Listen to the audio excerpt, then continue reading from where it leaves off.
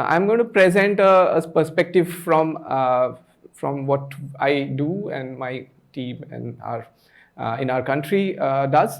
Of course, to describe India, it's like a country of more than 1 billion, intelligent but very impatient kind of people, and it's a place where there's a lot of things happening, a lot of science research happening, a lot of technologies being developed, a lot of innovations are happening. But again, there's always a big gap between communicating this to people, getting them interested, getting them even to know that such a thing is happening. And that's because we are busy living our lives with a lot of competition there. With so many people, there's so much competition for everything, all the resources, including education. And therefore, our resources are doing the common things. Well, science communicators there have this challenge of making science relevant to people, but not just at, let's say, the urban level or at a science center level. We have a lot of people in India to reach, and that's where the large scale comes in. And I think what I'm going to start with also relates to many other countries in the world where the population is dense, and therefore a low cost and large scale alternative is definitely required to other things that we have been reading about in research. Just to quickly summarize my look towards outreach that we do from our scientific institution in India, the Inter-University Center for Astronomy and Astrophysics. I'm an astronomer, so therefore I do have a very selective number of topics that I try to reach the public with. As we've seen, we try to inform and explain to people why the work is being done. There's also the taxpayers' money involved, so that's another way of looking at it. But that's not all. I mean, I think there's a much deeper and more valuable motive behind doing outreach, which is to inspire and elevate what the next generation will do. When we are here, we'll probably get retired in 20 years and move on with our lives. But the effect that every activity that we do as a scientist, as a science communicator, as a scientist who does science communication, is that it will have an effect on the next generation's achievements. So that's with that. My institute has an outreach program, which I'll quickly describe. It kind of works with students a lot to especially inculcate science motivation and scientific temper, as it is also a popular term in India, especially amongst the underprivileged students of our country. We also kind of try to support the motivated children to keep their interest in science and not get waylaid by the regular things. There are lots of pressures in India, including a lot of pressure from parents who want their children to go according to a certain line of education and get into, like, say, engineering or medicine, which are more, for them, they're more paying kind of jobs, right? So these children, although they are also science in a way, but fundamental science therefore loses out on good talent. So that's a very small part of our work, but it's very important. And then, of course, there's a lot of effort going on in informing public about astronomy, the excitement that is there, the discoveries which are happening in this particular subject. So astronomy is a kind of a gateway science where you can pull people in with its lovely pictures and all the good outreach material which is out there, and then talk to them about the rest of the science. So it's not just we describe one research and finish there, but we keep talking to them about science and keep engaging, and then they realize how all the science that they've probably learned at school and now forgotten is still being used at a very, very advanced level. So that's part of our third activity. Quickly, these are some of our regular programs, and we do some things in our campus. We also do something outside our campus. There's a lot of online activities happening, and which has given a big boost in the numbers, of course. So although we are still at a place we can count numbers, and it's an activity where we reach a lot of people. In fact, why show text when I can show pictures? In India, there's no dearth of numbers, and these are the kind of people that we gather in most of our activities. One of the activities is coming up at the end of this month. 28th February is celebrated as the National Science Day, where it's a government mandate for all research institutes to open their gates and welcome people in to see various things that are happening. Again, so it's a government mandate, right? And people do that, but there has had to be a change over the last 2 decades from just opening the doors and putting up a poster, which is very complex for people to understand, to actually making it a fun event, welcoming them, and putting out things which are simple and attractive. So you see some of these things happening in our institute here, and you can see this is a hall full of 500 people, and that's like a average thing for us. These are some more numbers, and we being an astronomy institute, we have a lot of telescope-related activities. But then there's also a lot of different kinds of groups that we reach to. And all these numbers show just the work being done by my institute. And there are so many other groups who work in India. And ours is only a research institute with a small science outreach group. But India has more than 1,000 science centers where all these things are happening. And there are so many people who are actually doing this professionally. So they need to reach people. These science centers, they happen to be in urban places a lot of times, right? And as I was saying, that we are trying to do all these things, but the generation that we are talking about also lives in very remote places, and they might be in the urban places, but economically challenged, so they can never afford a visit to a science center, or they may not even know about it. They're too busy doing things which can fetch them food, for example, right? So this is a picture of our outreach team reaching a school where children have to walk 2 kilometers every day. They have to cross a stream sometimes. It's raining and they don't have footwear, right? And that's a school which we are trying to reach. In this place, if I take a robotics kit, which has an integrated circuit and a Raspberry Pi and things like that, it doesn't connect, right? So that's where I bring in the low-cost aspect.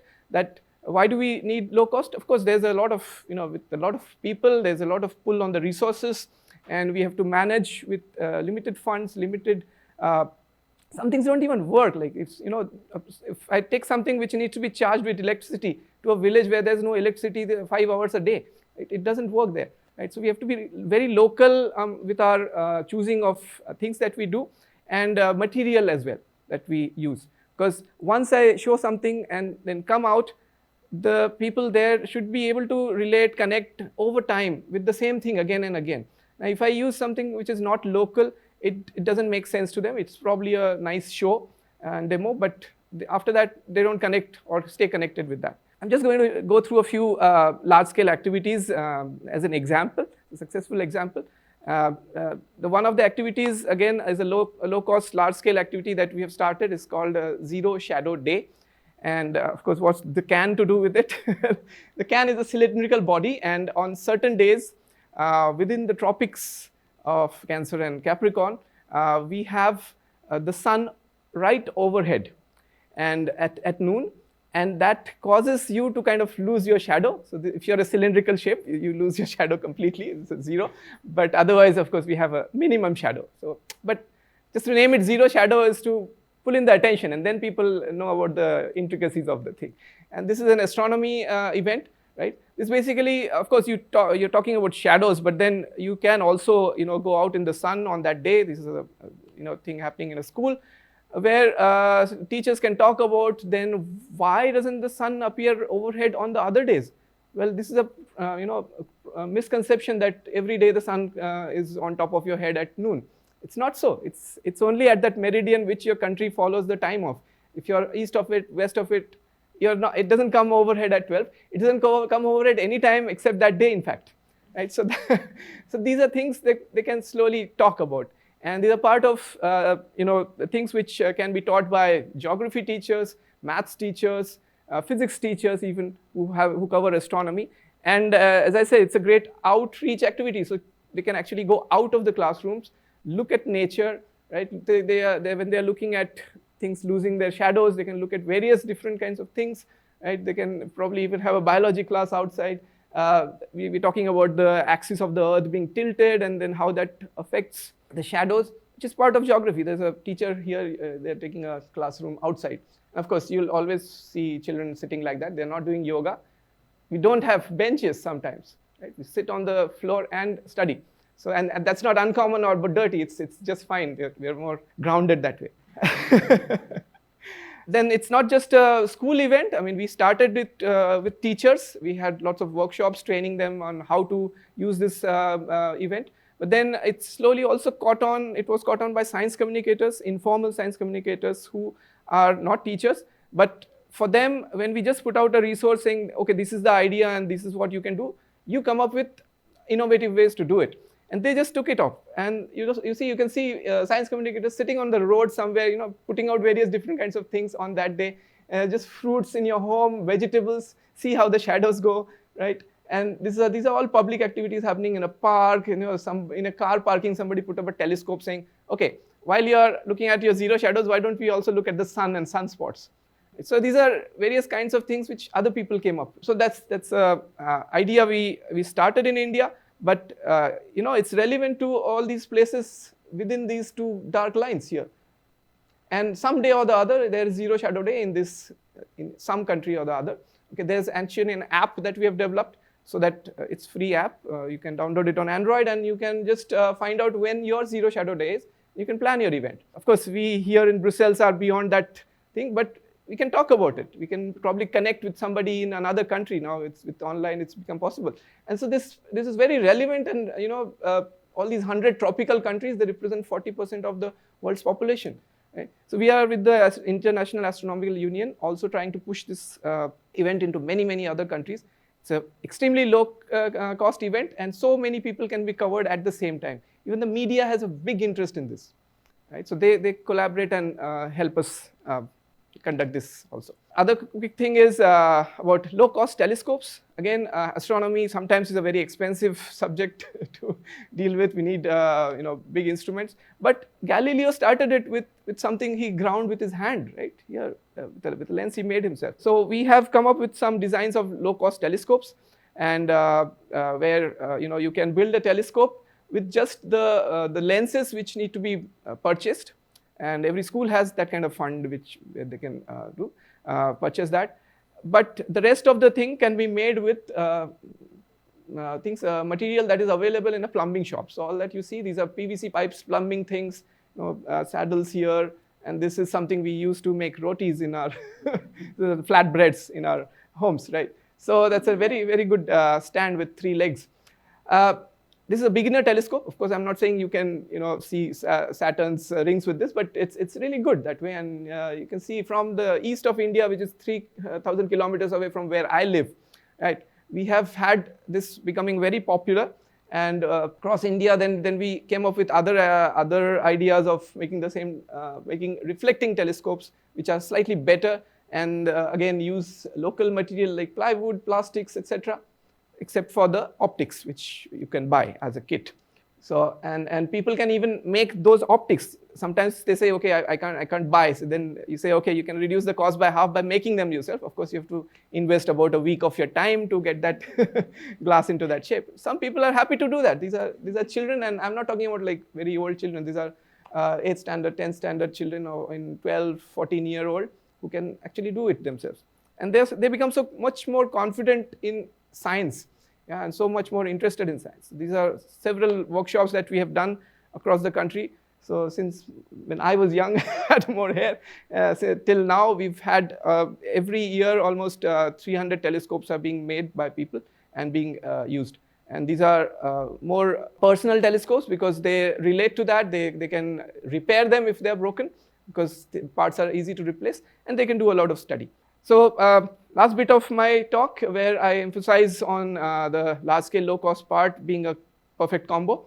And so here's an example of a world record event that we have had. This is the largest astrophysics lecture given according to the Guinness Book. Okay, and I was part of that. But then it's just giving a lecture is not enough for me, at least. So what we did is we actually, you can see about 1,800 students here. In one hall, and we all made small spectroscopes made out of cardboard templates and a small piece of a CD or a DVD. Okay, and that many pocket spectroscopes are going around the city looking at all light sources after the lecture is over. So it's not just a Guinness record, it's a very different thing, right? There's also a lot of things that we do which are very low cost based on cycles. Like this is a cycle which a science communicator can just ride into a village or something, and it's got 20 experiments on it. So it's a moving science center which anybody can actually fabricate. They can make. All these things are actually made out of things you can find in your home. And then just a few things that we need to note. If you're going large scale, we also need to localize, because large scale means I start something here, but it travels 3,000 kilometers, 5,000 kilometers away, where the conditions may be very different. So training local experts in just using just their bodies, just their physical presence, using local material, using taking your stuff to them, and using local venues. In fact, like this planetarium show is happening in a temple base. I mean, it's nothing to do with religion, right? It's just the place that is more commonly visited by people. So we're doing it there, reaching them there, and using local language is very important. So there's a project that we've recently succeeded in, and in which a book was printed only in that language. It's not a trickle down thing like we did it in English, then translated for you. We have made it in Marathi, and it's gone to about 3,000 students in a certain region, and it's been very effective. We've been able to follow up with the kids. It was very good icebreaker. Now, over the last 6 months, the 80 teachers who deal with these kids have become our friends. So it's possible. I'm just listing a few success stories with large scale but localized material.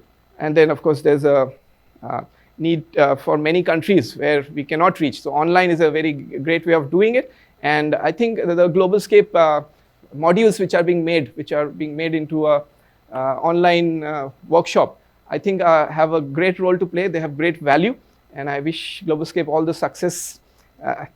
Even after it is finished, I think these workshops should continue, and we should support them for a large-scale approach. Thank you. Thank you.